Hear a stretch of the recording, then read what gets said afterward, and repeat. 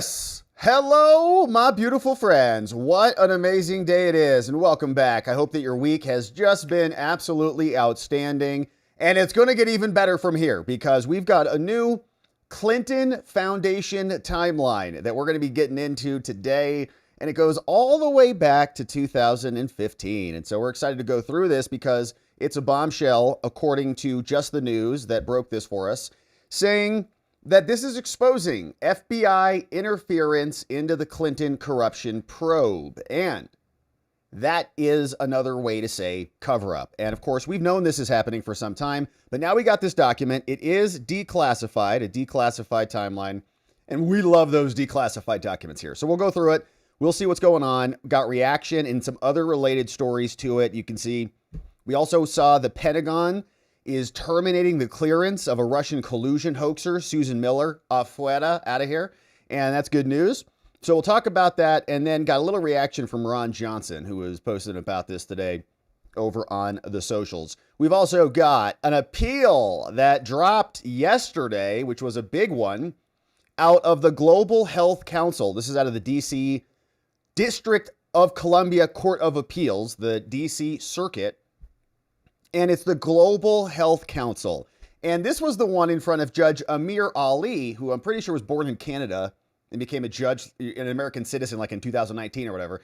But anyways, he said that Trump had to give everybody the money. Now the DC Circuit Court of Appeals has come out and said, actually, you're wrong there, bucko, and issued a nice decision on that. So we'll go through it, see what's inside. It's a big media opinion, so we'll hit the highlights and share what we need to know. We'll go through, finally, the Subway sandwich attacker, maniac, who was throwing footlongs at federal agents.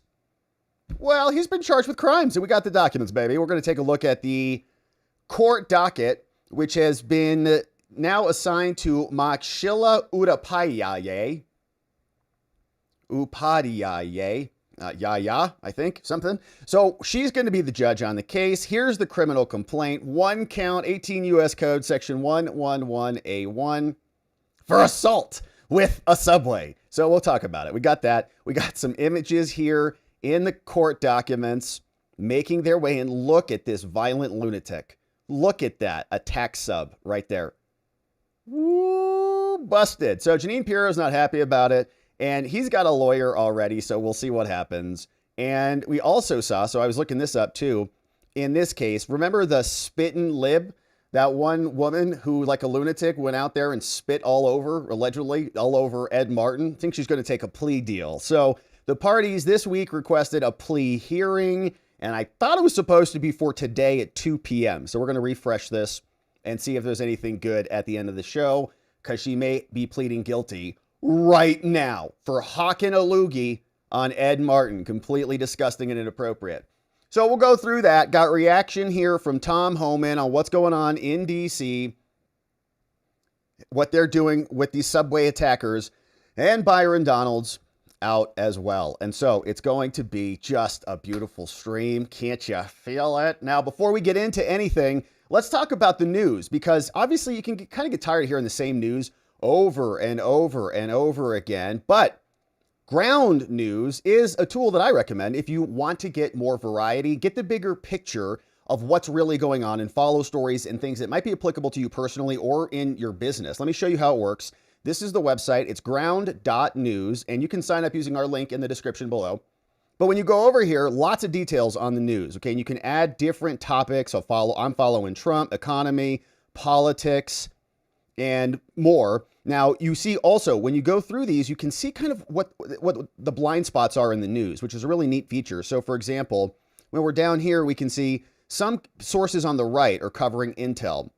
Some sources are covering cyber stalking on the right. But on the left, they're covering a hack at United Healthcare. Okay, so I probably wouldn't be seeing stories like this on the left. So it's good for me to see this over at ground.news so I can get some details on what else is going out there, so I don't want to miss it. And right now, you can get 40% off their Vantage plan, same one that I use, $5 a month. It's only available through my special link, ground.news/RGE, or just click the link over there in the description below. And we can all be done with some of the biased news that's out there. We can see different sides of the same story. So check it out, ground.news/RGE. Click the link below and grab your slice of the truth from ground.news. All right. And so we appreciate them sponsoring today's episode as well. Now, let's get to it because we got a beautiful timeline to review. And here it is.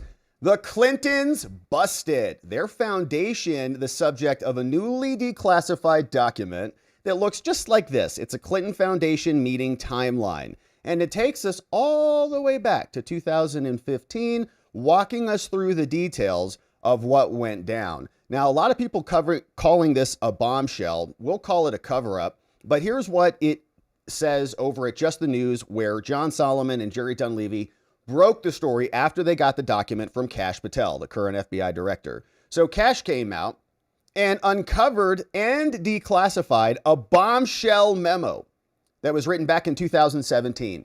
And it chronicles the extensive political obstruction of the law that agents from the FBI in 3 cities faced from their own bosses. They wanted to go investigate the Clintons, and their own bosses said no. Somebody said, as we're going to see in the timeline, shut it down. Then Deputy Attorney General Sally Yates, so this would be like the current Todd Blanche, she says, shut it down, okay? Quoted with an exclamation point. The agents tried to get the help of federal prosecutors to determine whether or what crimes occurred while Hillary was secretary, most notably because at the time, her family foundation solicited hundreds of millions of dollars from foreign and U.S. interests with business before the State Department, right? It was a giant grift. We all talked about it. Everybody knew what was going on, but nobody wanted to do anything about it. Now, the timeline written by a DOJ lawyer that we'll go through here in 1 second, assigned to the FBI under former Bureau Director James Comey, was recently secured by Kash Patel, and now it's in our hands.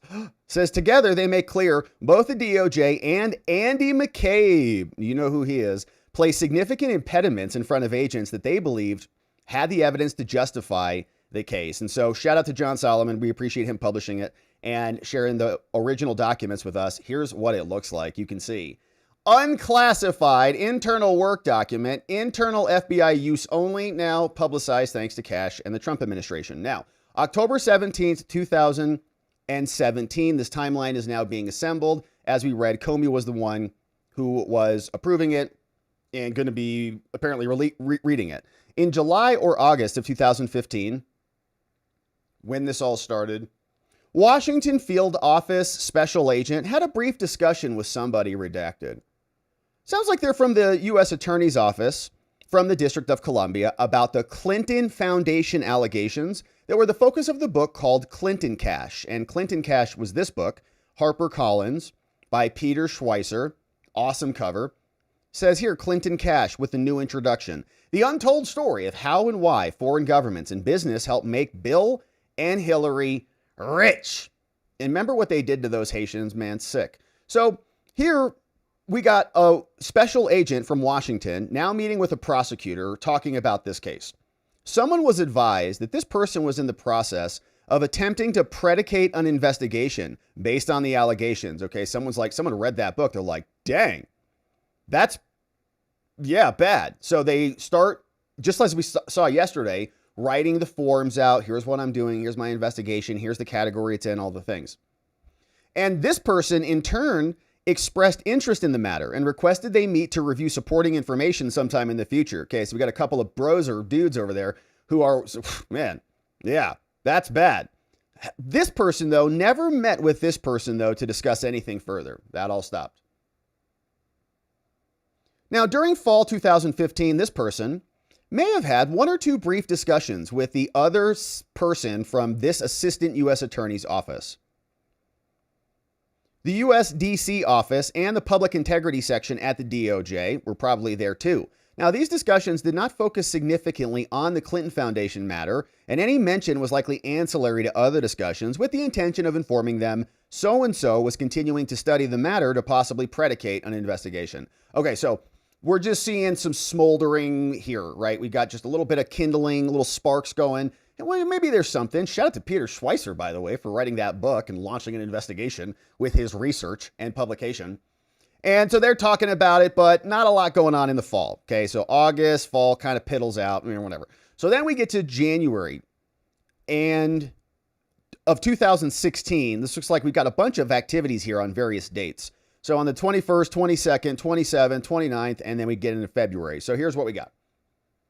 On the 21st, January 2016, so Obama is still in charge. Okay, so let's put some context around this, which we forgot to do.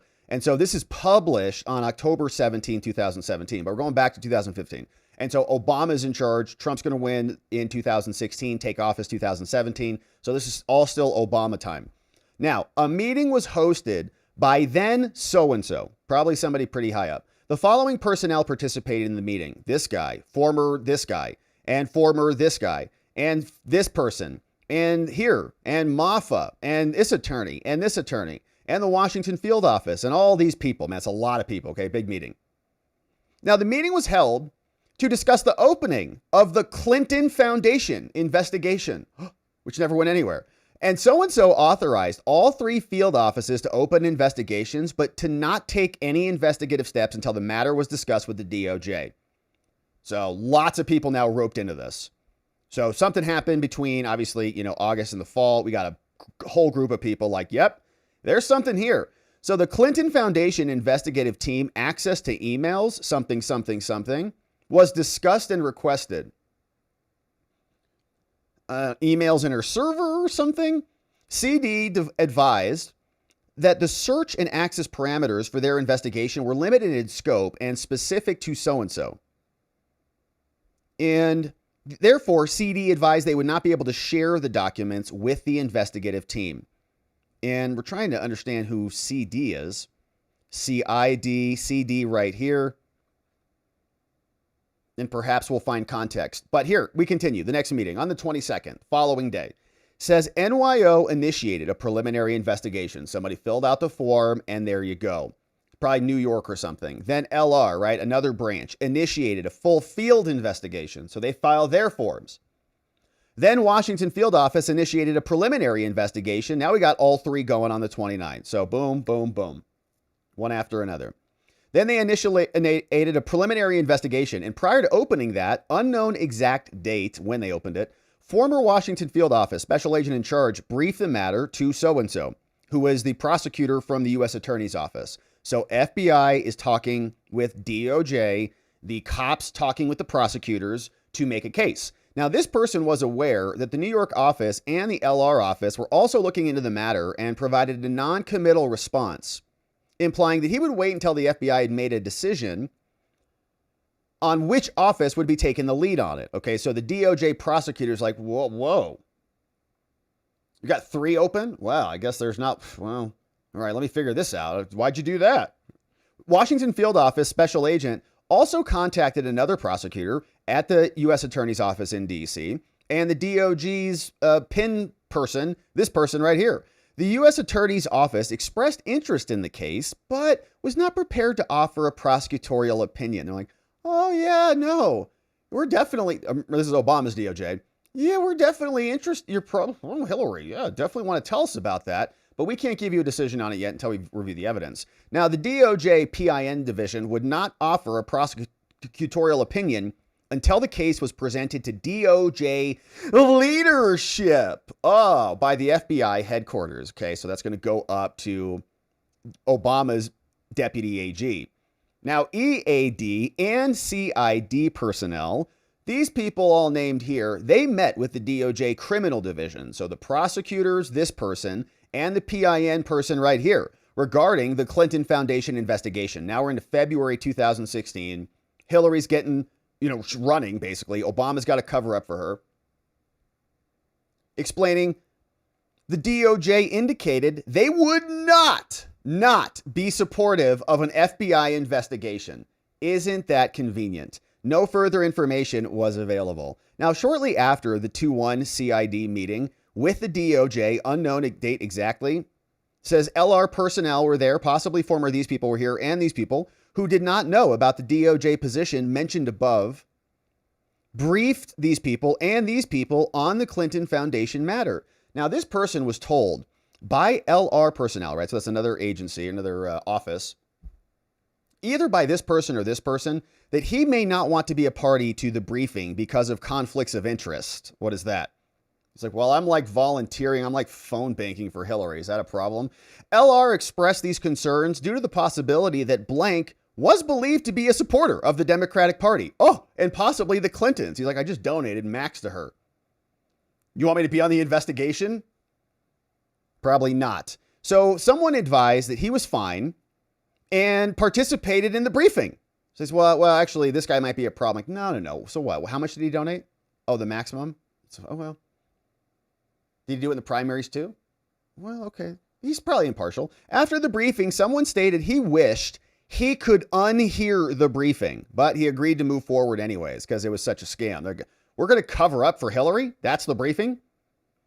The U.S. Attorney's Office advised they were fully committed. So we fast forward. Now, we got a whole bunch of stuff happening in mid-February. It says between February 1 and February 22, this person learned from former this person and or former CID that the DOJ was implying this case was just based on open source reporting and fishing through a book. Like, it's just a stupid book from Peter Schweizer. Says this person advised that the case was open based on this.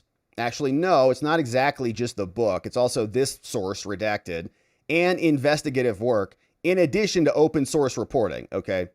A source often used to open PC on cases as appropriate. So it's not just the book. We also went and found this. We also went and found this. And that's probably what happened between this time period and this time period, right? July, August, they have this conversation. Like, well, I'll go look into it. They check with other sources. The evidence starts to mount. And then, boom, they have this all hands meeting on January 21st, 2016, where they bring everybody together, all these people, and launch the investigation. Then the DOJ gets wind of it. Then they start to step in. The NYO former special agent in charge, this person and this person, discussed their plan. Later in the same day, the former New York prosecutor and this person met to discuss it on February 17th. Then there was another meeting, same day, that was held between this person, the New York field office, the Washington field office, and this person. And guess who else was there? Deputy Director of the FBI, Andrew McCabe. Who led the meeting? Of course he did. Former CID, this person, also participated in the meeting. It's unknown if the LR personnel from that office were there, but Deputy Director McCabe was advised by New York of a New York confidential human source who possibly had information on the matter. You're kidding. Now, McCabe directed that no overt investigative steps were to be taken on the Clinton investigation without his approval. Andrew McCabe. Don't you dare look into them. He authorized the debriefing of open CHSs. So, all right, well, just wrap that up. And analysis of information pertaining to the Clinton Foundation found in the databases. You can look at the data and debrief anything that's open, but don't do anything else without my permission. And McCabe also had been briefed on the Clinton Foundation matter previously, possibly by this person or by this person, but it's unknown to what extent. So, like, Andy's not coming in cold. Like, he knows kind of what's going on, probably, and cuts it off. So then they hosted another meeting with all three field offices, led by former this person. This person advised all overt investigative steps related to the investigation would require deputy director approval. So now everything on the 22nd has to come through Andrew, with the exception of speaking to open confidential sources. The FBI divisions were directed not to open or recruit anyone new, and no additional overt investigative steps were authorized because Hillary Clinton was running for president. Now, this other field office, at the direction of former somebody, sent an email to another division requesting concurrence to get supporting documents for this, if they would be willing to provide them voluntarily following McCabe's directive. Now, LR never got permission. Oh, well, he said we can get those documents if we ask permission. Can we have them? No. Possibly March, unknown exact date. Somebody informed LR that Deputy Attorney General, okay, so Andy McCabe is the Deputy Director at the FBI, but Sally Yates is in the Todd Blanche position. So it's like the current Dan Bongino and the current Todd Blanche are operating, but these are Obama's people. And Todd Blanche and Dan Bongino would never do such a thing. But you can see these are the same positions of power. Now, that Deputy Attorney General, AG Sally Yates, so very high position, number 2, the DOJ, the prosecutors, ordered the attorney's office to, quote, shut it down. That's Hillary. She's protected. Don't you dare open up any other investigative steps without talking to us. And this person notified former so-and-so and so-and-so about it. Shut it down. Now, this person and this person did not have any follow-up conversations about DAG Yates's, Deputy AG Yates's order to shut it down. On what basis?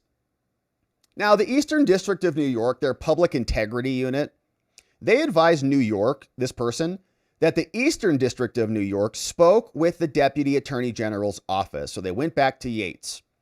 And they were told to move forward and meet with a cooperating witness. Wow. Now, the purpose of the meeting with the cooperating witness was for the cooperating witness to review transcripts of the recording between the witness and an individual associated with the Clinton Foundation. Would like to know who those people are. This person and this person discussed the meeting with the witness that was about to occur in March 10th, about 8 days away from this entry. So then we just fast forward a bunch. We're in March. Now we fast forward all the way to July. Don't know what happened in between, but here we are. Deputy Director McCabe. He was briefed on the Clinton Foundation by the CID division. It is unknown if he was fully briefed on this previously, as he requested a comprehensive briefing, but we can't confirm he got it or not. Now, they then provided a full detailed briefing concerning predication of the Clinton investigation, saying there was open source material. Somebody wrote a book about it. It's all public. There was a confidential human source and this person and this person's information. So then they hosted a meeting, and there were a bunch of field offices that got brought together, Washington, New York, and LR. Now, the CID advised this investigation would be consolidated into one case file, and we're just going to bundle it up and give it off to New York. Now, New York was determined to have the best opportunity to pursue this investigation proactively using an existing source, and due to the fact that the majority of the CF operations were based out of New York City. Additionally, having 3 field offices pursuing the same subject was inefficient and duplicative, and also very hard to control. Much easier to control just one field office. Washington and LR were directed to close their investigations due to the consolidation. And New York was advised no overt investigative action was to take place unless authorized by Deputy Director. Okay, so other kids are cut out of the game that you can't play anymore because you're going to win. You're going to find something. So you're cut off. Your game is over. Analysis of this document obtained through a related investigation and the debriefing of existing sources were authorized. And analysis of Hillary Clinton's something obtained through the State Department during the Washington investigation on this was also authorized. So that's probably her emails. So this division and the Eastern District of New York, this person, they had a telephone conversation in which this person requested a commitment from the Eastern District of New York for moving forward with at least something. I don't know what that is. A grand jury, subpoenas. Someone advised that she would interviews. Someone advised that she would let someone know upon review and discussion with her personnel. Depositions. What do you want to do? What are you guys doing? Then the New York office contacted the Eastern District of New York to request redacted and redacted and redacted. So then the Eastern District and this other person, they met to do something. Later in the same day, this person contacted this person who advised she will be meeting with the U.S. attorney called Robert Capers to decide whether or not to move forward with the redacted. So this person met with this person who was, probably head of the criminal division and was informed that the Eastern District would not support the investigation? So answer, no. No further explanation was given other than we love Hillary and hate Trump. This person then contacted the Southern District of New York, the U.S. Attorney's Office there, and this person and said, hey, well, you're a prosecutor there. Here's our evidence. We've got all this material on Bill and Hillary. They're fraudsters and criminals. Will you help us prosecute them? No response provided by the SDNY, clearly. So then this other person had a conversation with another prosecutor, or PC, about the same matter. This person advised, well, more likely the decision is going to be, we're not going to proceed on that. Why are we going to go after our own person?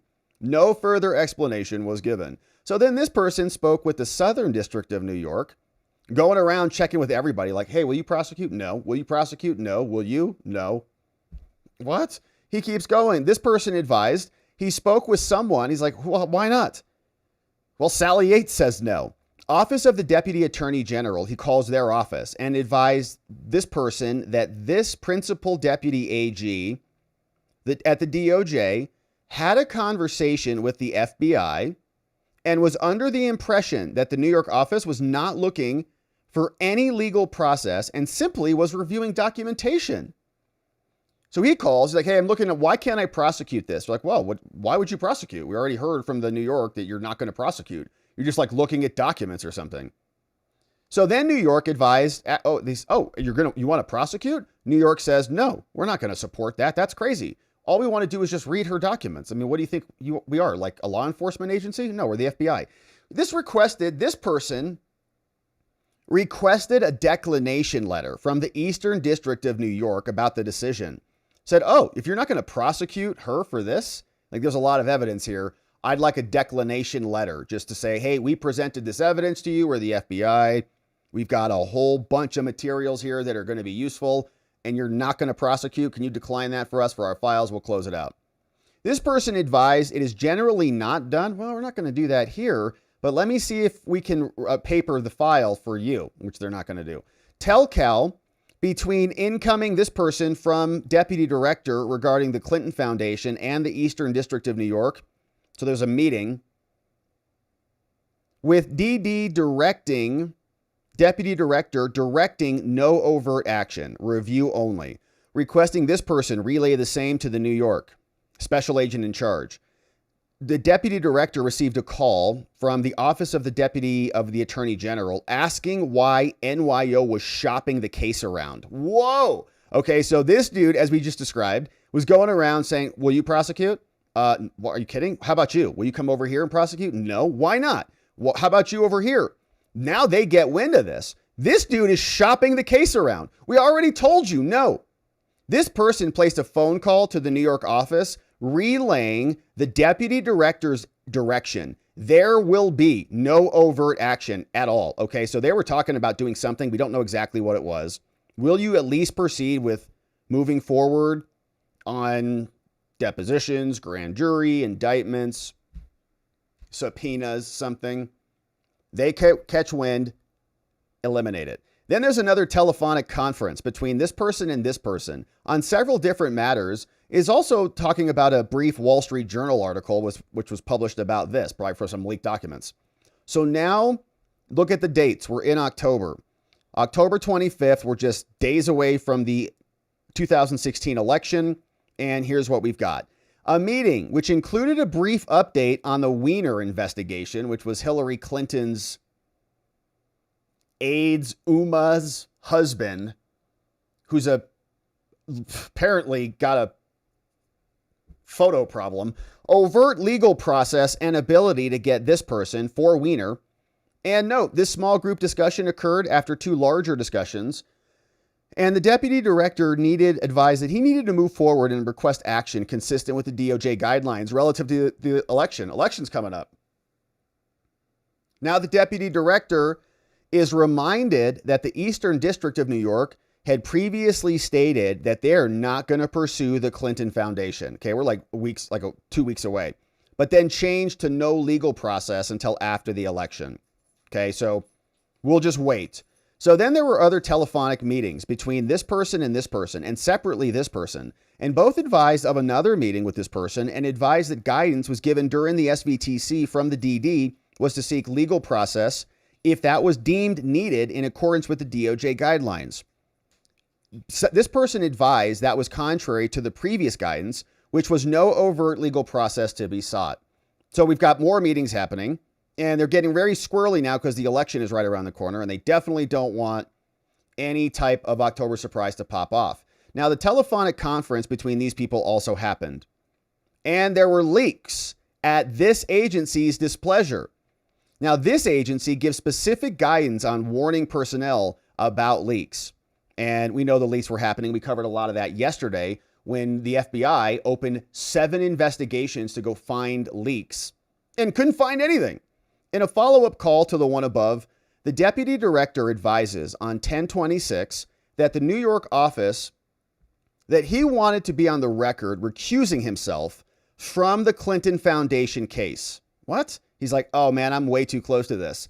The NYO advised that he would communicate that to this other person. Now, then there's another meeting from the deputy director to this person regarding the Wall Street article, concerns over leaks and the need to advise folks of media policy, follow-up telephonic conferences between these people. So the Wall Street Journal article has him skittish. He's like, I got to get recused now. DD then sent an email recusing himself from the Clinton Foundation investigation. Okay, so that's Andy McCabe, the deputy director, who is the deputy director of the Attorney General's office is Sally Yates. She's a female, so the DD for deputy director, or the deputy director is the FBI. It's Andy McCabe. So this person made a request to this person to add the Clinton Foundation personnel to the Weiner team, or to provide a Clinton briefing to the Weiner review team. Anthony Weiner, former congressman, sending his wiener all over the place. And this person and this person and this person was the subject of this. Now, a search warrant was obtained for this thing, and an initial review revealed a bunch of stuff with Hillary Clinton. Gross. However, due to the limited scope of the search warrant, investigators were not able to fully review emails outside of the scope. In fact, in May 2017, Weiner pled guilty to something, all redacted. Now, this person is advised by this person on 11/2, okay, election right around the corner, that the POC for coordinating, handling discussion of the potential Clinton information that may be seen in plain view during the Weiner case is New York's office's business. Then the election is now over, right? And we get into 2016, November 22nd. There's a meeting at the Eastern District of New York, all redacted, whoever's there, concerning moving forward on the Clinton investigation now that the election is over, consistent with previous understanding. Okay, so we said we were just going to delay it, which is their strategy, right? We saw this with Hunter Biden and the Bidens. You just delay it until you get close enough to the election. You say, oh, we can't do anything. It's too close to the election. Unless it's President Trump, then you engineer your trials to occur at the most damaging time possible. But this person advised the Eastern District of New York that they had some concerns about the statute of limitations. Then it gets too old and then you can't prosecute. So this person was more direct and advised. He looked at the issue in 3 buckets. He says, look, I personally am concerned about the depiction of myself, this guy, in recent articles, like the Wall Street Journal article by this person, about tension between the FBI and the DOJ. And they specifically cite this person. Now, the case could have statute of limitations issues because it's just so old now. And 3, this person wanted to close this chapter and move forward. Okay, the election's over. This person advised he did not think that the DOJ would have an issue to pursue the case because there was no longer an election reason not to move forward, and the Eastern District could pursue it if, in fact, they decided to do so. Now, the New York Eastern District requested additional time to communicate. These people shortly thereafter notified someone else that the Eastern District would not proceed with the Clinton Foundation matter. Nope, not going to do it. And advised this person and this person were done. So New York and these other people met with the Southern District of New York again. This is December 1st. And other prosecutors. Okay, well, is the Southern District going to open up a case on the Clinton Foundation? And will you assist with subpoenas? which is interesting. So in this document here where they're saying subpoena, so the other one, that other phrase, like in other words, they're not redacting the word subpoena here. So what were they redacting before? Probably wasn't subpoena. It was probably indictment. SDNY requested time to speak with the Eastern District of New York, which means there's probably a lot in this file, man. Southern District of New York called this person and advised he consulted with the Eastern District and the Office of the Deputy Attorney General. And he advised that the Deputy Attorney General left it up to the Southern District of New York to make the decision, and advised that he spoke to the Southern District of New York and this criminal division and the SDNY's public corruption section on the matter, and then stated the Southern District of New York was not in a position to disagree, and they also declined to pursue the investigation. Of course. So now they're just taking them out one after another. Now they're like, well, the election's over, so who cares? And now this was held. She lost. Participants included this person and this person, New York, this person, LA, this person over here, NY over here. The purpose of this was to discuss how to move forward on the investigation.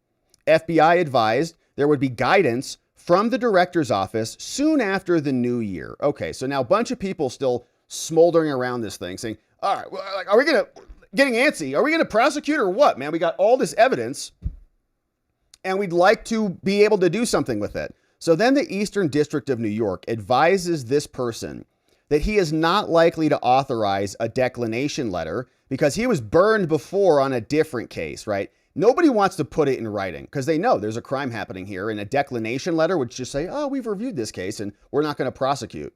That was basically what the Epstein memo was from the most recent DOJ. It was a declination memo, and everybody went nuts about that, right? So he's not going to file that and get burned on that and say, I'm going to be responsible for declining to prosecute Hillary when there's gobs of evidence against her. So he agreed to meet after New Year. This person advised that a case wasn't presented for prosecution and that it is not a legitimate declination. So I don't need to decline anything because you never brought me a case.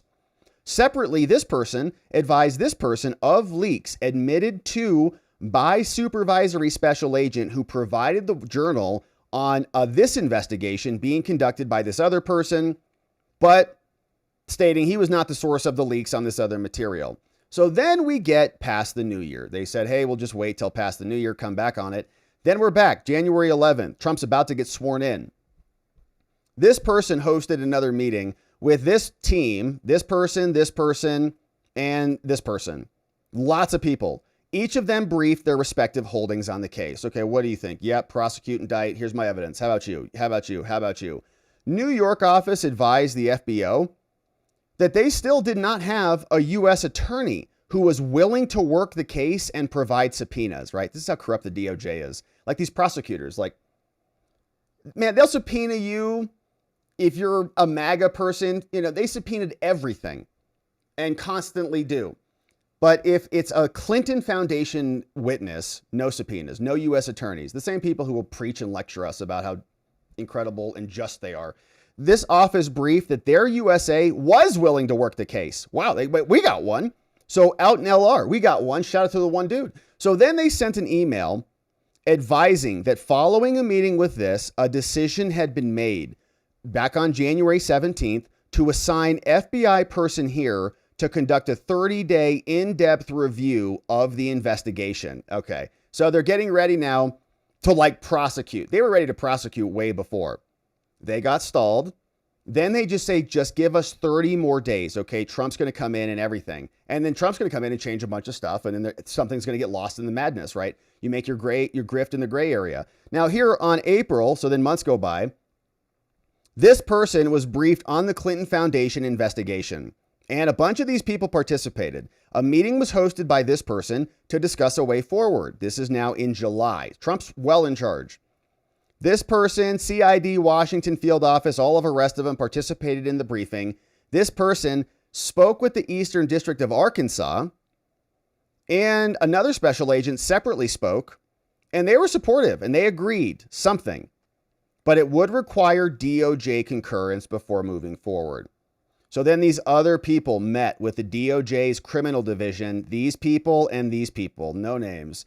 SC this person and UC this person from CID and this person, they all met separately with these people, to discuss the investigation. Gosh. And during both meetings, the DOJ personnel indicated that U.S. attorneys have the autonomy and discretion to pursue any investigation deemed appropriate. And you don't require our concurrence, right? This is now Trump's DOJ saying, if you've got the evidence, just go for it. After discussions between LR and SC about these meetings with the DOJ, someone called the Eastern District of Arkansas to determine, did you hear from the DOJ about your position? You heard, right? That you do not need concurrence from the DOJ to proceed? This person said, well, no, actually, I had not heard from the DOJ, but I'll call and see. That they said that? Yeah, I'll call. So then he added that they continue to fully support the LR FBI on this and reiterated this is the right thing to do. These people are criminals, since the allegations were like any other probable cause case and that would be worked, albeit this matter was more sensitive. He's like, there's a lot of evidence here. We can see it. We would work this if it was anybody else. We know it's Hillary, but we have to. However, because the DOJ had told them to stand down last year, literally, shut it down. This person was going to wait until the DOJ gave them concurrence, and it's unknown if they ever contacted the DOJ. That's how an investigation wraps up. So then this person received a phone call on August 23rd from this person who requested follow-up information about 19 Clinton Foundation bank accounts obtained by the LA field office during a separate campaign finance fraud investigation. And he also requested copies of redacted. So as you can see, the FBI and the DOJ, this is the same exact pattern we saw with Hunter Biden. They weaponize the offices to protect their friendlies. They weaponize their offices to prosecute their enemies. And it is the pattern that we see time and again. And it's now becoming public and we're getting to see it for the first time in black and white. And we're happy that it's now out. Now, we had some questions yesterday about this guy called Mike Rogers, and we were very appreciative of that email that we read yesterday, and we were singing his praises, but then I came across this clip, and I thought this is strange, because apparently, according to Clipkeeper over on X at DGrayTexas45, he said in this clip that back on June 7, 2017, Mike Rogers, seen here with the name there on his badge, saying that he did not feel pressured at all to do anything, which is curious because we read the email and his email yesterday seemed like he had some serious reservations, saying we would just like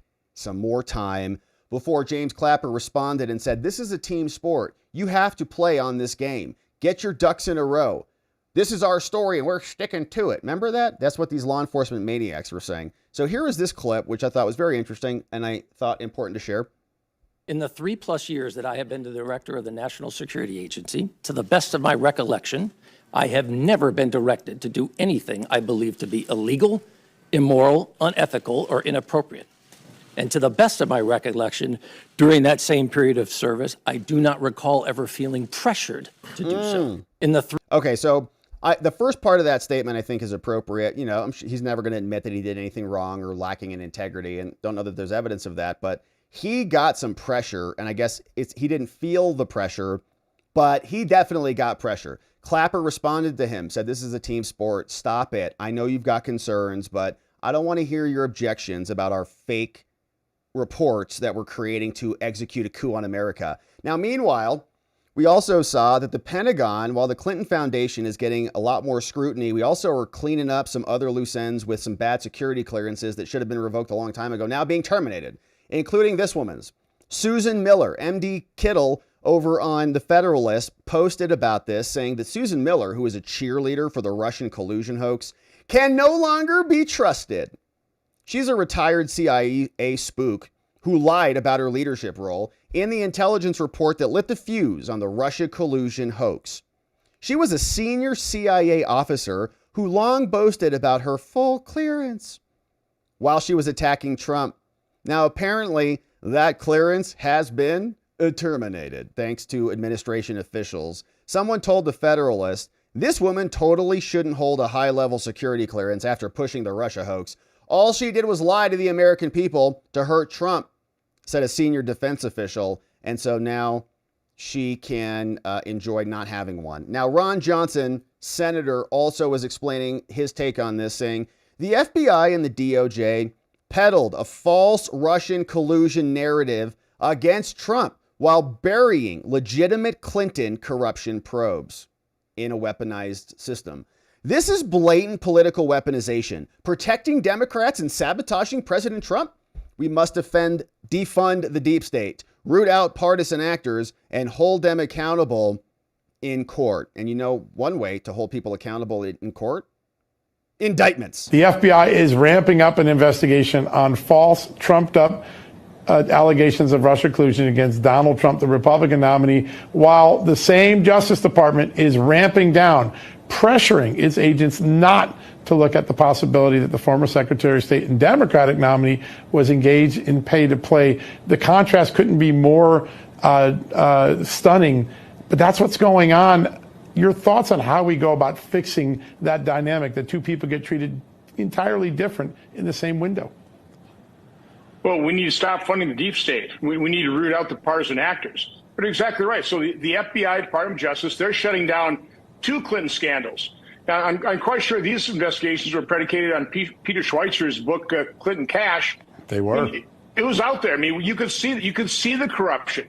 Selling our uranium rights to Russia. Raking in, I think, hundreds of millions of dollars in the Clinton Foundation. It just on its face seemed horribly corrupt. Peter Schweizer laid it all out there, so you get people investigating, and then you got Sally Yates shut it down, as you say, while they are ramping up the completely false, the Russian hoax, knowing that it was a false Russian hoax from the Hillary Clinton campaign. Yep. While they're also shutting down the James Comey exoneration memo, the FBI, the same cast characters who push Crossfire Hurricane, changing things like gross negligence into extremely carelessness, so it wouldn't meet the legal standard of a crime. So no, I mean, it is thoroughly corrupt. Those of us who investigate in this have known it for a long time, so it's good to get confirmation of that. I'm sorry it's too late to probably rely on real criminal investigations, which is why I hope that Pam Bondi ramps us up to a conspiracy where we can get a venue like Florida where at a minimum we hold a trial, because I can't think of a better venue day by day, week by week, where we lay out the timeline of the grotesque corruption of these partisans within the Department of Justice, within the FBI, all on the side of the Democrats, all in opposition, sabotaging Trump's first administration. And if they can, they'll do it to a second administration. Yeah, they will. Even Gavin Newsom is out there saying he's going to redistrict to end Trump's presidency, because that's just what these people do. In fact, they'll weaponize the DOJ and the FBI to do it. And they'll have deputy attorney generals come in when they're trying to shoehorn Hillary Clinton in and make her the heir apparent, the next person in line after Obama. Realized that Biden's brain was completely broken. He's like, Biden can't have it. So we're gonna skip Biden and go to Hillary. Remember that?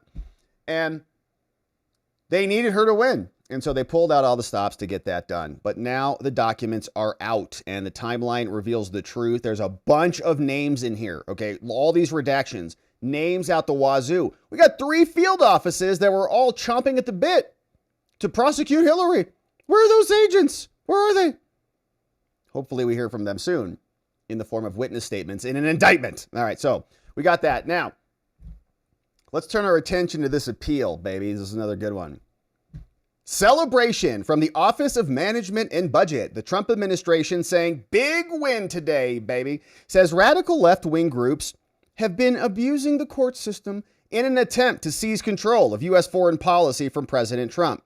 And today's decision that came down from the United States Court of Appeals puts a stop to that, affirming President Trump's ability to spend responsibly to enact his America First agenda. Now, this case came from Judge Amir Ali, somebody we've talked about before, and it was on appeal. Amir Ali, of course, out of the D.C. court, and he's been on a lot of the USAID cases and all that foreign funding. And remember, when we talked about this originally, the Global Health Council is like one of these made up groups. From our reading, nobody really knows what they do. Well, we do health. Where? Globally. Well, what kind of health care do you do? We are a council. Oh, you counsel people? No, we're a council. Oh. Do you treat anybody? Well, We are global, though. All right. So you get the point. Nobody knows what they do. And they just sue Trump saying, give us our money, because it all goes back to the Democrats.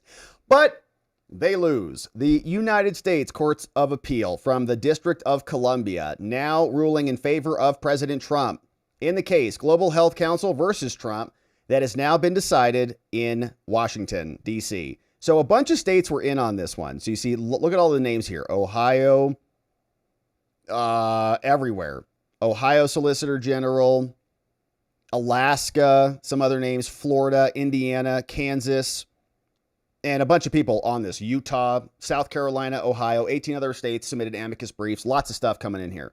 So here's what the decision says as we get to it. From the judge, Karen LaCraft Henderson, she says, this is a case about executive impoundment of funds that are appropriated by Congress. So this is the term of art, meaning Trump is holding it. He's not delivering it. Congress appropriated it. They said, here's $100. You have to go spend it. Mom said you have to spend it, and you don't spend it. You're holding on to it. They're saying, can he do that? Can he not spend and impound the funds? On January 20th, Trump issued an executive order saying USAID is shut down. It is frozen. And so what happened is they sued. They wanted that money to be turned back on. All that grift is so good for them. And they sued under the APA and under the U.S. Constitution. And we saw a whole litany of these lawsuits. Our constitutional rights are being violated. Why? Because your contract was canceled? Yeah. Well, you're not entitled to a contract for the rest of your life, okay? If you are underperforming and out of alignment with the administration's vision, that's how the country works. There's a change of power. You're now done. Go cry somewhere else. This expedited appeal arises because the lower level judge, Amir Ali, who became a citizen like 5 years ago, granted a preliminary injunction an injunction saying the government had to pay the full amount of foreign assistance funds for 2024, okay? Turn that money back on. And he was like born in Canada and came to the United States, became a federal judge thanks to Biden. It's ridiculous. The district court erred, says the Court of Appeals, sorry, Amir, in granting that relief because the grantees lack a cause of action to press their claims. Shouldn't have even been here. They may not bring a freestanding constitutional claim, due process, equal protection, violation of our First Amendment, or whatever they were saying. They can't do that if they're saying the violations are based on the statutory law. Okay, so your claim is about the statutes are being violated, but you're making a constitutional claim. So is the Constitution being violated or are the statutes being violated? And if your argument is the Constitution is being violated, you have to show us why the statute's not being violated and meant to deal with that. Nor do the grantees have a cause of action under the APA because APA review is precluded by the Impoundment Control Act. So get out. And the grantees may not reframe this statutory dispute as an ultra-virus claim either, right? It's a statute. You don't like the written law. And so you're just trying to find a catch-all in the Constitution to bring a claim. You can't do that. Instead, the Comptroller General may bring a suit as authorized by the Impoundment Control Act. And so accordingly, we vacate Amir's injunction involving impoundment. Here's why. Under the Constitution, the Congress has the power to lay and collect taxes, and they may raise money, and it mandates no money shall be drawn from the Treasury except without appropriations. Now, at the same time, and this is a point we've made here a lot, is the take care clause. That's for the executive branch, right? There's this tension between the two branches. Just because Congress says we're going to give you the appropriations doesn't mean you have to spend it if it's going to be in the opposite interest of the country. This is the whole point of the take care clause, because Congress just writes the rules and passes the rules and makes the appropriations. It's up to the president to execute the laws. If the president has to execute what Congress mentions, then whatever they say, you have to do this, then are they separate at all? Or is one superior to the other, where Congress can say, you have to spend this money in exactly this way. All the trans doctors in the sub-Sahara can continue their off-of-me and enjoy themselves as long as they want because Congress said so, even if that's adverse to the interest of America. The answer is no. And if the president, in my reading of the Constitution, if he decides my take care clause, which is in the Constitution, says has a duty to take care to faithfully execute the laws, and take care is capitalized, you'll notice, right? That's very important. Like, this is a concept. What is care? Well, you got to be a good steward of the money. So that's what Trump is doing. And if you don't like that, then you can impeach him, or you can go to the courts to complain about it, which they obviously have done. But you can't say it's a constitutional violation when the statutes deal with the subject of your complaint, as we'll see. Now, the Congress has also enacted legislation. Here it is.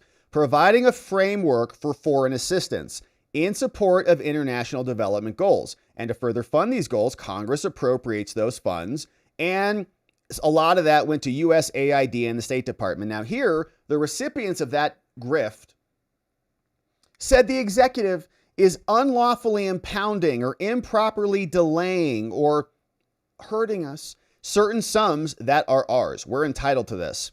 And it's a lot of money, okay? It's $4 billion. And just think about, like, your business, whatever business you're in, how much revenue does it take for your business, all the work that it takes for your business to generate that revenue? How many billion-dollar companies are there out there? Not a lot, okay? So there are 4 of them that are going to go to USAID to spend on global health activities.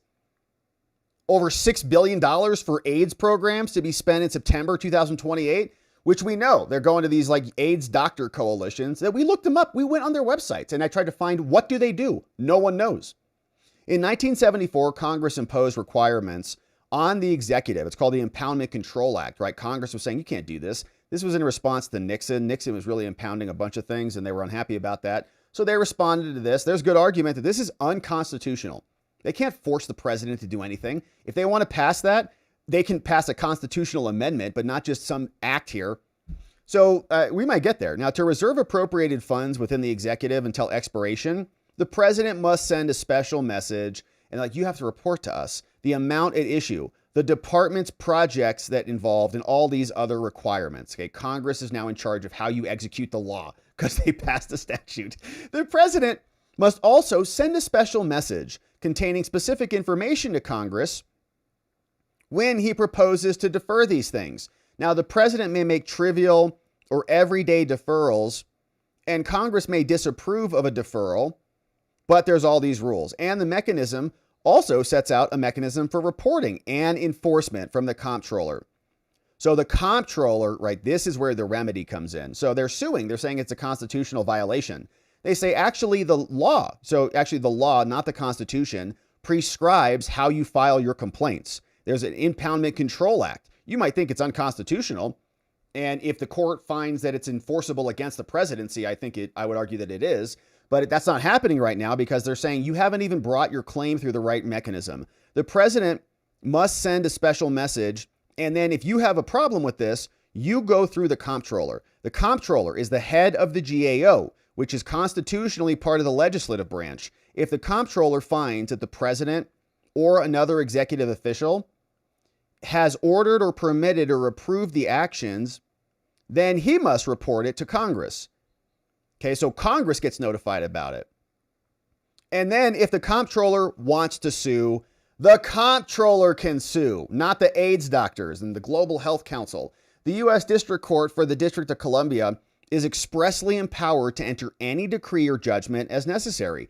The ICA further provides that nothing in it shall be giving anyone else, any party, any other litigation rights concerning impoundment. Okay, it doesn't create a private right of action, in other words, for global health councils to file a lawsuit saying my constitutional rights are being violated. So here in subsection B, we know the background on this. Trump issued the executive order. Your funds are canceled. There was like the death of like 3 million Death Stars, like a Death Star scene out of Star Wars.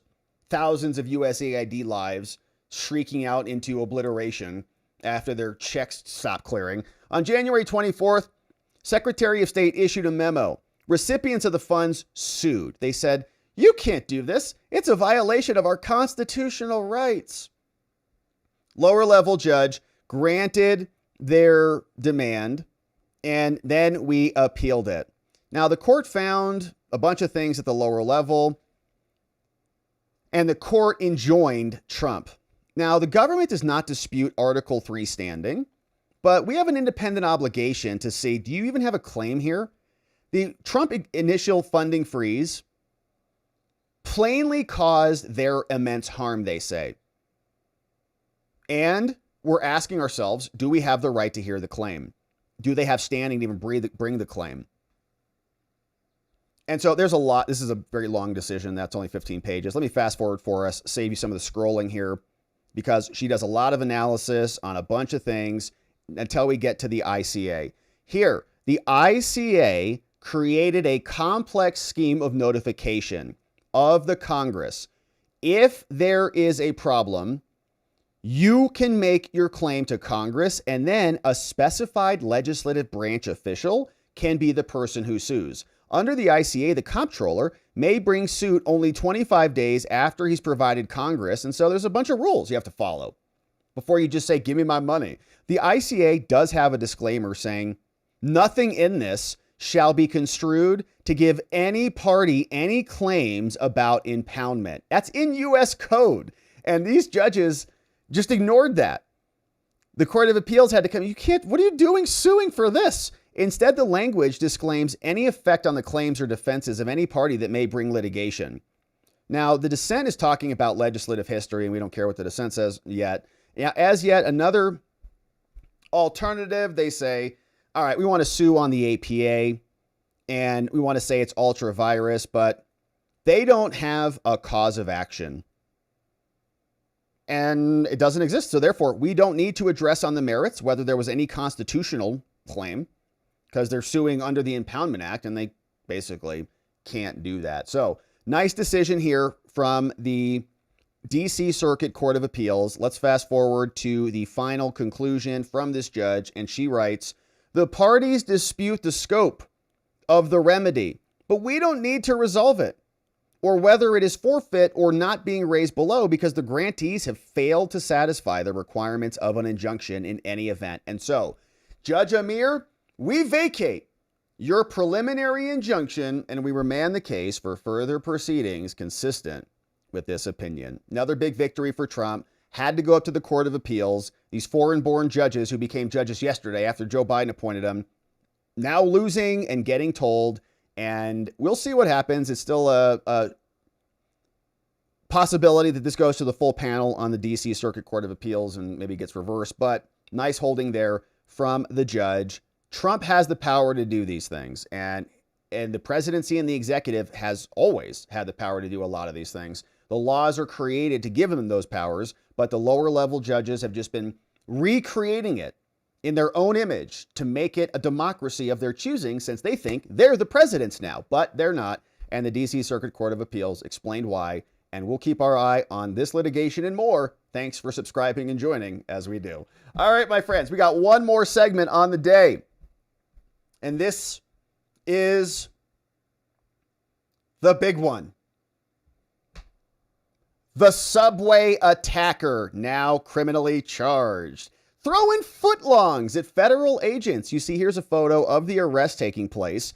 He threw some sort of a sandwich, we don't know if it was a meatball or what, at the officers and then made a run for it before they caught him and conducted the arrest. Now, Jeanine Pirro, the U.S. attorney out of D.C., she had a strong message for him. We'll listen to that. And I've also got the documents pulled up on this, because you can see this guy's name is Sean Charles Dunn, and he has now been officially charged with a crime. 18 U.S. Code, Section 111, assaulting or impeding certain officers and employees of the United States, a felony being brought against him for throwing a sandwich on August 10th in the District of Columbia. We got Dana Henry. What's up, Dana? Detective over there, filing this criminal complaint. And we got some more information and background here in the charging document. You can see here's the photograph. We'll watch the video. But here's the statement of facts. On August 10th, from the criminal complaint with an arrest warrant they got him with, Upadhyay Yaya Makshila, the judge. On August 10th, 2025 at 11 p.m., Metro Transit Police detective called Dana Henry, badge 948, and members of Customs and Border Protection were patrolling an area in Washington, D.C. Now, Detective Henry observed an individual herein referenced as Sean Charles Dunn, the subway assaulter, began to shout at a CBP agent called Gregory Larimore. What's up, Gregory Larimore? Shout out to our CBP agents. He's a victim here who was, at the time of his offense, an employee of the United States and acting in the performance of his official duties. Now, this sandwich maniac, he stood within inches of V1. He pointed his fingers in Gregory's face and he yelled, "F you, you effing fascists! Why are you here? I don't want you in my city." Dunn continued his conduct for several minutes as the officer stood there stoically like a real man before crossing the street, and he continued to yell obscenities at him, screaming at him. All these cops, even these ladies, are like, "That dude's crazy. Look at this. Look at these two. Hey, that dude's crazy. What's he doing over there?" And this dude's looking at him too. The guy's going nuts. So at approximately 11:06, Dunn, the subway assaulter, approached the victim and threw a sandwich at him, striking him in the chest violently.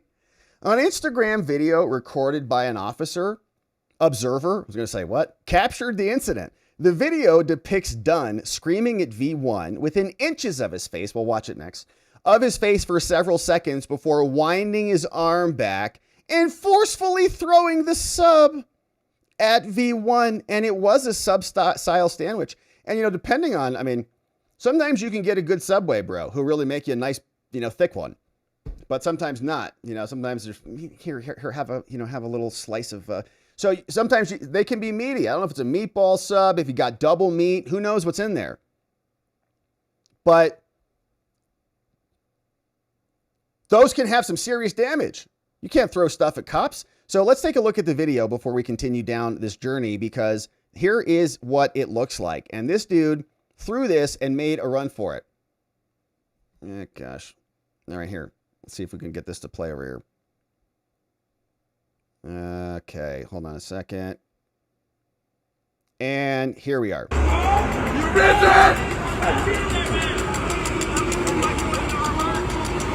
Motherfucker!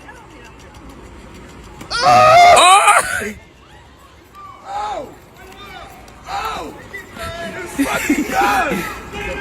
Gonna have to pick it up, buddy.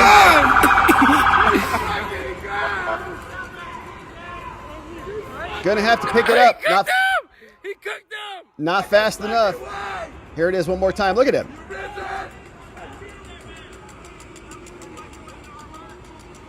Motherfucker! Oh, busted!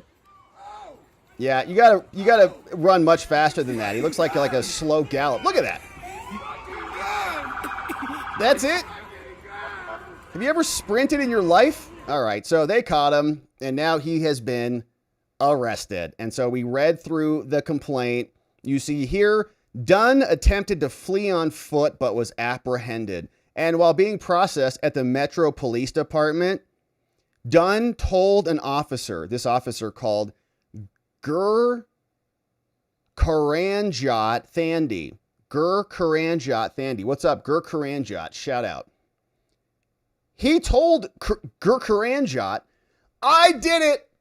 I threw a sandwich."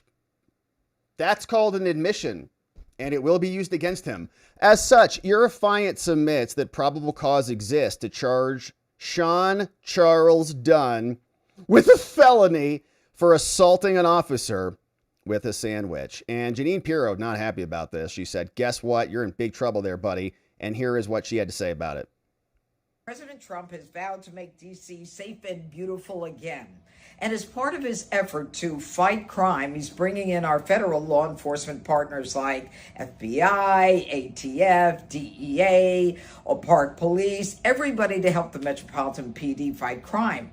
And the president's message to the criminals was, if you spit, we hit. Well, we didn't quite do that the other night when an individual went up to one of the federal law enforcement officers and started jumping up and down, screaming at him, berating him, yelling at him. And then he took a Subway sandwich about this big and took it and threw it at the officer. He thought it was funny. Well, he doesn't think it's funny today because we charged him with a felony, assault on a police officer. And we're going to back the police to the hilt. So there. Stick your Subway sandwich somewhere else. Oh, Jeanine! Whoa, that was a spicy sandwich right there. Stick your sandwich somewhere else, punks. Man, there's a new sheriff in town in D.C. You can see it's not the same old games that we're playing there. So get your affairs in order. And yeah, some good suggestions in the chat about what potentially that was on that sandwich. I've seen veggie. I think it could be tofu. Beyond Meat, one of those sandwiches. That's kind of the vibe I was getting to. So we had that update. Now, he has got an attorney on the case, and her name is Sabrina Schroff. And she's handled some high-profile cases before, actually. I was looking her up, and I think she handled some other bombing case, defending a bomber or something like that. So he's got an attorney. We'll keep our eye on what's going on over there. Let's do a quick refresh on the docket to see if there's anything fresh that has percolated out. Motion for a speedy trial filed by the prosecutors, and that's it. So we'll see when that motion gets published and see if there's anything fun there. But we also, in another violent attacker case, remember Eagle Ed Martin and that spitting lib that we talked a lot about here called Emily Summers, who hocked a loogie right on Ed Martin's shoulder like a disgusting person. Well, apparently she's going to be pleading guilty. Laura Loomer flagged this one, and you can see we got the docket pulled up over here, and on August 12th, earlier this week, there was a proceeding that got held. Minute entries in front of Judge Cobb says the case was originally scheduled for a pretrial conference, but was not held for reasons set forth on the record because we don't need a pretrial conference. The parties are going to take a plea deal, and they request a change of plea hearing. So she'll be pleading guilty. Change of plea paperwork due in chambers no later than today. The hearing is set for today. Don't see an updated docket on this. But she remains on personal recognizance, and that's what we've got. So no latest updates. I just did a refresh on that. But Ed Martin's happy about it. He says, thank you to the prosecutors. Job well done. Glad that that case is being resolved. And so we'll keep our eye on that, see if the plea comes out. Now, meanwhile, the D.C. police chief has also come out and is issuing a new executive order saying you can notify and work with ICE. And so D.C. is getting reshaped from top to bottom, as we can see. No more spit and libs. We've got information sharing. We have sandwich assaulters being arrested. It is the golden age in D.C. Now, Tom Homan was also talking about this, saying this is great news. We're going to be working with local cops to round up illegal aliens. I think D.C. under federal control is not going to be a sanctuary city. We're working with the police hand in hand. When we encounter a criminal illegal alien, they're going to be turned over to ICE. And that's the way it should be. I mean, I'm not saying every illegal alien in D.C. is a criminal, but many are. So these are people we're going to focus on. Illegal alien criminal safety threat in D.C. is not going to be protected. There's no sanctuary for these people in the city of D.C. I think D.C. under federal control is not going to be a sanctuary city. Was Homan, and we also had Byron talking about D.C., and here was Byron on with Fox. I mean, they had an opportunity to ask for help. They had an opportunity to make some change and to attack this in a different way. And it was by choice that they didn't. So how much do you trust that the cooperation is going to be sustainable from the left? To be honest, I don't trust that they're going to want to actually cooperate with President Trump, which is why we have to continue to make light of this issue and make sure it's aware for everybody. This is similar to what happened at George Washington University when Muriel Bowser would not send in the Metropolitan Police Department to arrest the people trespassing on that university's campus until the Oversight Committee, the committee I sit on, subpoenaed her testimony in Congress. And the second we did that, all of a sudden, MPD was allowed to make the arrest. We have to make sure sure that we shine light on this. We have to keep it a focus of not just the people in Washington, but the American people. And that is the true way that you have accountability in this matter. All right. So Byron Donalds also commenting on this, along with others like Tom Homan, D.C. getting cleaned up. No more assault sandwiches being thrown at federal agents. Judge Jeanine Pirro says, stick your sandwich somewhere else, punk. All right, my friends, what a beautiful day it has been. And an amazing stream. Thank you for joining us. If you're just getting here, quick recap on what we talked about. Lots of red ink on this one. Timeline, Clinton Foundation meeting timeline, and Coverup now declassified and released for our enjoyment. And we did enjoy it because we can see in the documents, clear as day, how the FBI stalled out the investigation, took it over, closed investigation, said it had to go through Andrew McCabe, and kept the whole thing under wraps as long as possible to protect their candidate. So some good stuff there. We also talked about this appeal that came down out of the District of Columbia Court of Appeals, which is a big win for the president, saying you don't have basically a private right of action to file your impoundment claims. So go make your complaint, and the comptroller can sue if he wants to. And then lastly, we saw the criminal charges for the Subway assaulter, probably with the veggie sandwich. Says here he got charged with 18 U.S. Code assaulting certain officers and now facing a felony for that one. And so, my friends, what a beautiful Thursday it is. I hope your week has just been amazing and outstanding. Thank you for being here. Thank you for supporting our channel. Thank you for subscribing if you haven't already done that. And thank you for sending in these nice donos that are coming in hot, baby. Thank you for these. Very generous. And Donut and John clipping for us on the day with a nice memo saying, smile because tomorrow is a Friday. We're excited about that. Hey, rub some dirt on it. Galaxy Whirlpool Galaxy says, oh man, 100%.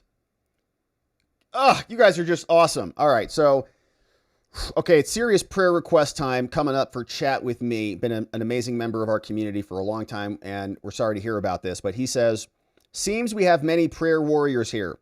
Could I ask you to include me? I'm in the hospital now, possible brain stem stroke, from Chat With Me. And so Chat With Me, prayers up for you.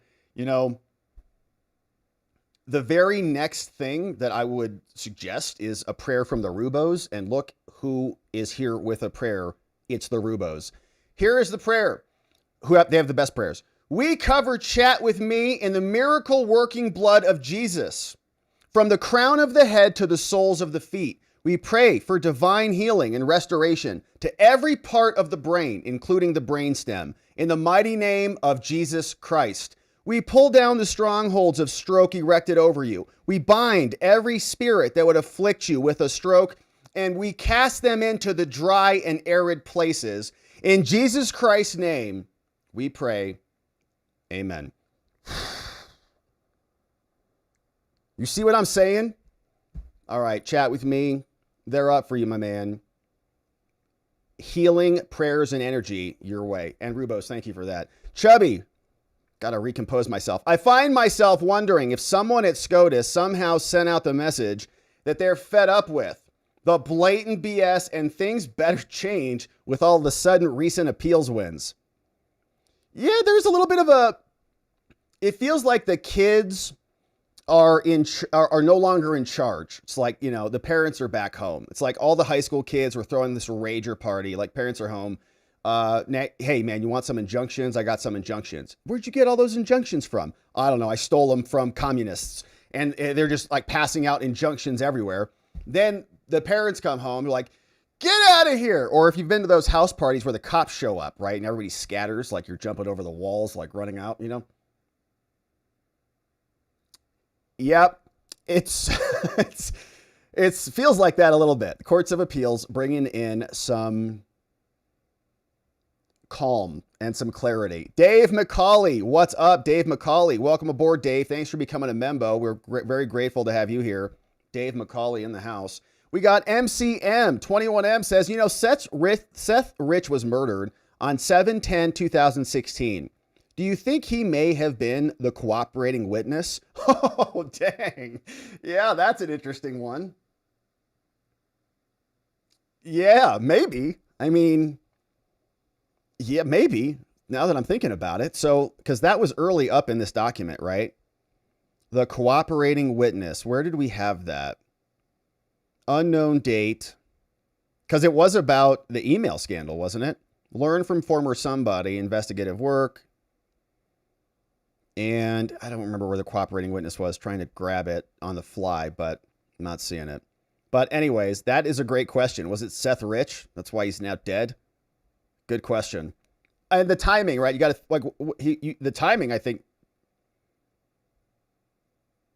If he died in 17, is what you said? 16?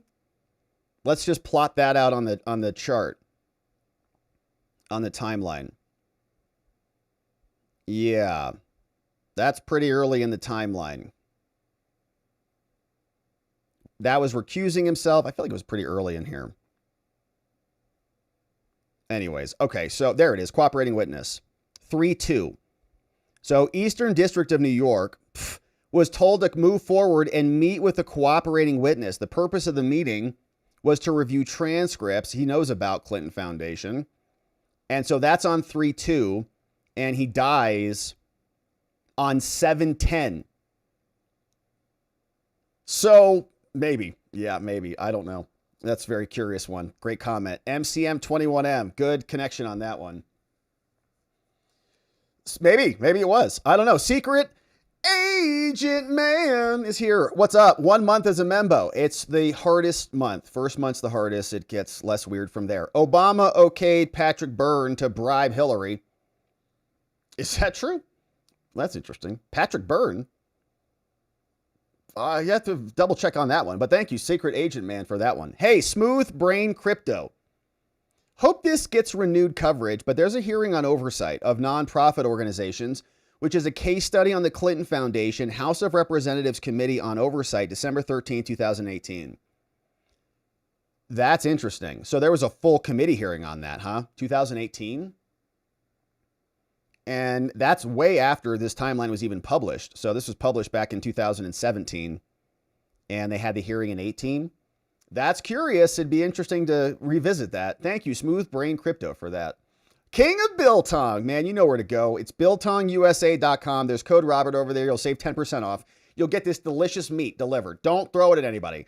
Healthy, high protein, Biltong. Coming in, B12, iron, zinc, creatine, bunch of other good things. And obviously we don't throw stuff at federal agents here. That was just a joke. E. Texley. Admiral Rogers released his part of the analysis with the notation of moderate confidence instead of high confidence. Yeah, and in other words, he still went along with it. Like, the email was a nice thing to see, but he ultimately didn't stand by that reservation. He ultimately went forward with it, just kind of modified it and couched it a little bit. So to like exonerate him as being like this hero, not really. He kind of went and played the game, then went and did the stupid conversation. I never felt pressured. What, dude? You sent like a multi-paragraph or a big fat paragraph email saying you got a lot of reservations about it, and you were told to just shut up and get on with it. And that's unethical. Hey, Pinochet, what's up? You know, there is no way every senator wasn't in on this. We need to be prepared for the sad fact that they did what they did, knowing the Constitution has been abolished. This corruption comes back in 2028 from Pinochet's. I think a lot of senators were. They were in on it. Hey, George Garbanzo says arrests need to happen or it will begin to look like all this declassified info will look fake. Unless the info is verified with the law, it will all look fake. Unless arrests are made with convictions, it will look political. Yeah, I think you're right about that, George. Like, if we don't get indictments on this and they give us some stupid excuse about like statute of limitations or something, or we just wanted to not, you know, like if Trump does the same thing he did in 16, it sounds like, honestly, from this timeline, like this supports Trump's position that he got into office and he did not want to prosecute Hillary. Like, this all fizzled out right as he came in, right? So somebody may, like, who knows what happens after this 8/23 date in 2017, But you would suspect somebody went and talked to the White House about it. No, we're not going to do it. We're not going to go attack Hillary Clinton because he's not like them. He doesn't want to weaponize the law against them. But then they just took that graciousness and used it right back against him. And so, George, if we just see all of this out and there's no consequences for that criminality, and they give us some fake excuse about it's bad politics and we just don't want to prosecute former presidents or former CIA directors or anything like that. I agree. It's going to look meaningless. It's going to look like you can just get away with espionage and treason without any consequences at all. And if the people who are the victims of the treason can't do anything about it when they hold power, then it's over. Pinochet, Bondi is dragging her feet, running out the clock. No one will be punished. They couldn't get a prosecutor in 2016. There's no doubt there was no one at the DOJ who will prosecute now. Should have purged. I'll do it. Call me. We'll live stream the whole thing. This old guy, what up? After 15-minute conversations, it was completely apparent to me that the liberal I was talking to had absolutely no idea of what went on and has been disclosed about the involvement of the intelligence community. Of course, they immediately accused me of only watching Fox News, which is kind of like an ad hominem. Their reality is that they don't want to listen to the other side. They go into la la la mode with fingers in both ears. That's why there will always be Democrats no matter what happens. Yeah, and it's been very curious to me how they can't even see. Okay, so that's fine. They never leave their bubble. That's fine. Like, okay, I'll grant you that. You can make the same arguments about us, right? And say, well, you're in a bubble or whatever. I don't think so. We play a lot of their clips here and we cover a lot of their stuff and try to get a full spectrum of what's going on out there. And much to the chagrin of many of you, you say, why are you playing those libs again? Well, it's because we want to see what they're saying. So I think that the bigger issue, this old guy, is even within their bubble, even when they're abused and lied to, maybe it's because they can't see it because they're in the bubble, right? There's the phrase, it's hard to read the label when you're inside the jar because it's on the outside of the... So maybe they can't see, but then that would imply that they're just idiots because a lot of this stuff you don't need to leave the bubble to observe. For example, the thing I'm thinking of and having a hard time articulating is Biden's brain, his broken brain. Like the libs in their own bubble. Okay, let's say you're in your own bubble. And you've got Jake Tapper and Jen Psaki just feeding you information every day. Biden's great, Biden's great, Biden's great, Biden's great, Biden's great. That same bubble is finally going to come out and say Biden's wrong, Biden's bad, Biden's bad, Biden's bad. So even in the bubble, you're like, did I get lied to? Or does that conversation not even happen? Like the Democratic Party lied to them and then they substituted some, person with someone else in and lied to them about that person. And they still are Democrats? It's like, oh my gosh. And then, they shoved Hillary in there and stole it from Bernie, and they just still keep going. Just keep voting. It's crazy. Bucky's is Rome. ICE agents showed up at Gavin's presser.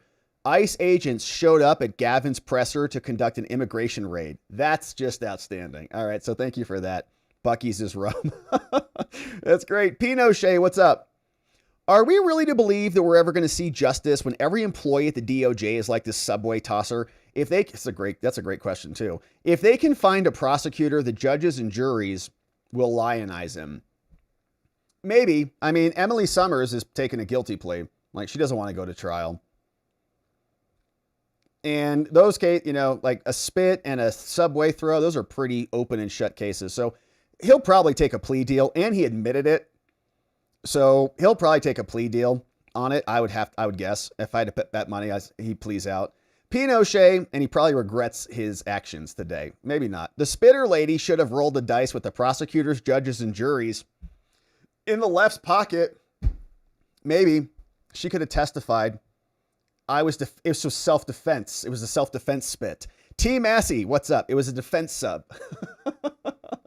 He was tossing subs with self-defense. Hey, what's up? Sheila Poo, 18 months as a membo. That is 2 full babies. Sheila Poo, 1,000,000 hugs to you. Outstanding. Thank you for being here. Says, this is club sandwich. It's a club sandwich, so you can charge assault with a deli weapon. It's a club, right? It's a club sandwich. Like, get it? It's a double entendre. It's great. Yeah, that's funny. Hey, Knox is also here. There's been some good phrases, right? I like the subway tosser. That's pretty good too. Says club sandwich charge, assault with a deadly weapon. Love it. Knox is here. Says happy Thursday, all. The best sandwich assault line I heard was guy charged with assault with a deadly weapon. That's good. Yeah. Yeah. Former DOJ employee charged with assault with a deadly weapon. That's funny. And yeah. Okay. So charged with assault with a deadly weapon. That's hilarious. Like deadly, right? Like kind of like deadly. So that's funny how to phrase that. Thank you for those. Both good. What's up? Wrath NZ. This is great. Thanks for digging into this. Okay. The murder of Seth Rich, July 10/16, 4:20 a.m., Washington, D.C., after he was shot twice in the back and they never could find anything. The 10/7 date falls between 3/2 and 7/19 timeline of the FBI. Yeah, that's interesting. Maybe he was a cooperating witness. And that's why he's now dead. Terrible. Hey, SM Hagan, I posted the Patrick Byrne clip to your ex. Well, thank you for that. 20 months as a membo. SMH again in the house. Shaking my head again. Good to have you. Thanks for being here for 20 months. In fact, let's jump over to X right now and see what's going on over there and who is joining us on the X tubes. Got a couple of comments. John Cobb. Maynor is here. Wow. Maynor said, yeah, here you go. Here's a link if you guys want to check this one out. 5-minute clip from Patrick Byrne. Says Patrick Byrne was tasked to bribe Hillary with $18 million payment to the Clinton Foundation from the Turks. What? Red Pill Drifter shared that. I bribed Hillary Clinton for $18 million. Wow, that's interesting. Interesting clip there, Maynor. Did not know that. John Dorflinger. Justice will never be served until Hillary Clinton is prosecuted. We got this one from John Cobb. Pritzker, this is from the Babylon Bee reporting. J.B. Pritzker joins the police force in hopes of getting a sandwich thrown at him. That's just outstanding. Kind of mad I didn't think about that one. Yeah. Yeah, I got a bunch of Democrats racing up. You can assault me right in the face if you can hit it. Moving Shaken. Hey, nicely done. Thank you, Moving Shaken. John Cobb. Shout out to the Babylon Bee. It's pretty funny. All right, my friends. What an absolutely beautiful and an amazing stream it has been. If you're a membo, thanks for being a membo. Welcome, new membos. We are going over to have our members only after party. We're going to debrief, chat a little bit longer, and see what else you have to say about this stuff. And we appreciate you joining us as membos. You can join on YouTube or join on Locals, and we'll see you in just a few short minutes. But my friends, it has been a beautiful stream. Thanks for hanging with us on the day. Thanks for subscribing and liking the video on your way out. Before we wrap it up, want to thank our amazing mods and meme smiths. K Bean, Carrie B in the house. John, Donut Mind Me, modding down the fort for us. We got Neuro D, Janek, Dog Digger, modding up on Rumble, Gigum, Just Rhonda, and Elliot the Dockmaster modding down the fort for us. And we appreciate everybody helping to keep this show on track and your boy on track. We're going to pause there for the night, my friends. Of course, members only streams in the morning tomorrow and right now. We'd love to see you. I'll drop the link in the chat in just a quick minute, but we'll pause here for the evening, my friends. I hope that tonight you have an amazing rest and you come back tomorrow because we are going to need to see you again in order to get into it appropriately. We are going to need to see you right back here so that together with your help, T. Massey says, Subway sand thrower worked for the DOJ. Well, he used to. He did. I don't think he was an attorney. I think there was some talk that he was an attorney, but I don't think he was an actual attorney. I think other people were disputing that. But, my friends, we are going to need to see you right back here so that together, with your help, we can shine that big, beautiful spotlight of accountability and transparency down upon our system with the hope of finding justice. Make it a beautiful night, my friends. Sleep very well. I'll see you right back here tomorrow. Bye-bye.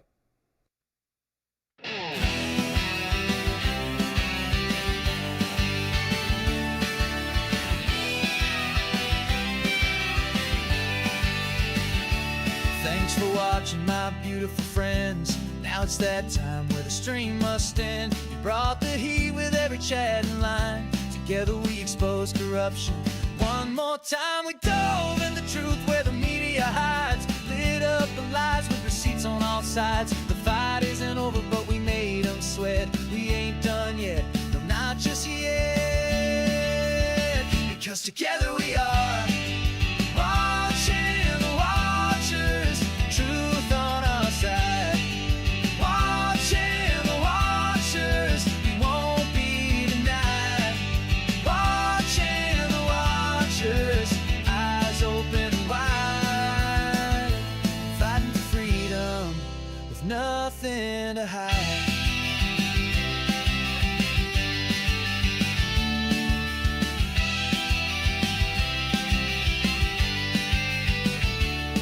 Drop a like and don't forget to share. And bring a friend who's ready to care. Tomorrow's lies are just today's news, but here we see through the scripted rules. Together